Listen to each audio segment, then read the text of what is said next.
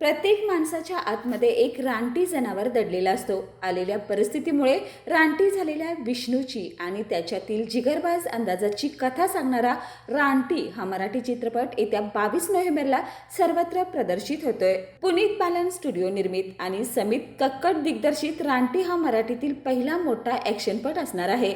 दमदार व्यक्तिरेखा, action, emotion, सूडनाट्य असा हा जबरदस्त चित्रपट असल्याचं दिग्दर्शक समित कक्कड सांगतात. चित्रपटाच्या माध्यमातून मराठी फिल्म इंडस्ट्रीला एक जबरदस्त angry young man action hero Sharad केळकरच्या रूपाने मिळालाय. चित्रपटाची मांडणी, निर्मिती, वेग, लार्जर देन लाईफ दाखवण्यात दिग्दर्शक समित कक्कड यशस्वी झाले असून निर्माते पुनीत बालन यांची उत्तम साथ त्यांना लाभली आहे.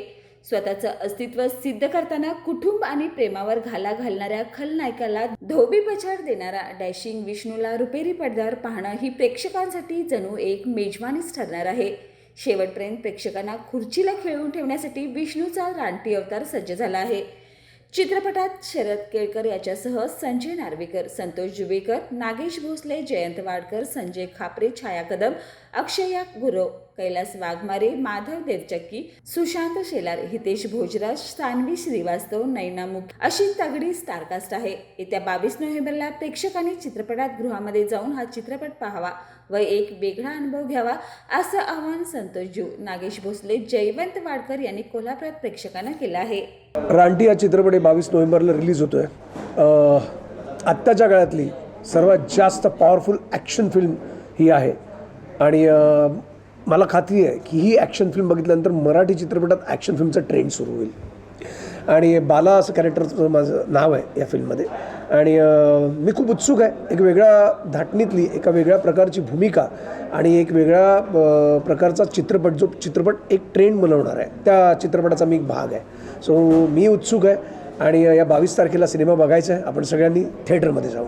धन्यवाद. आम्ही केलेला रानटी हा सिनेमा 22 नोव्हेंबरला रिलीज होतो आहे. तुम्ही सगळ्यांनी प्लीज कृपया थिएटरमध्ये जाऊनच हा चित्रपट बघा.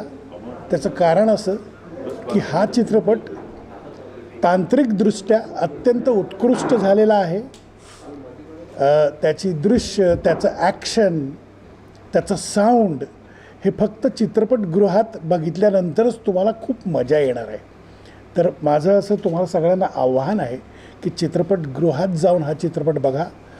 मला आवडलेला चित्रपट आहे, तुम्हाला नक्कीच आवडेल. वेगळा सिनेमा आहे, वेगळा प्रयत्न आहे मराठीतला हा.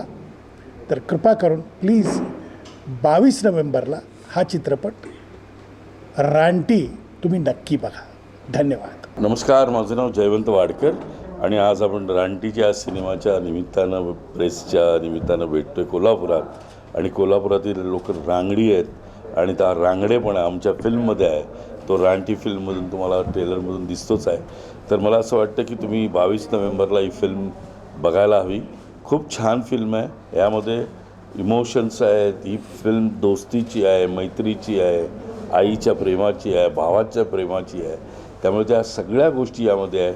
आणि ही फिल्म फक्त एंटरटेनमेंट हेच दाखवणार आहे तुम्हाला. तर अवश्य बघायला विसरू नका 22 नोव्हेंबरला रानटी. आणि हा सिनेमा मराठी भाषेतला, मराठी मातीतला हा मराठी सिनेमा आपल्याला साऊथमध्ये डब करून साऊथमध्ये दाखवायचा आहे आणि त्यासाठी तुमचे आशीर्वाद हवेत. तेव्हा पाहायला विसरू नका रानटी.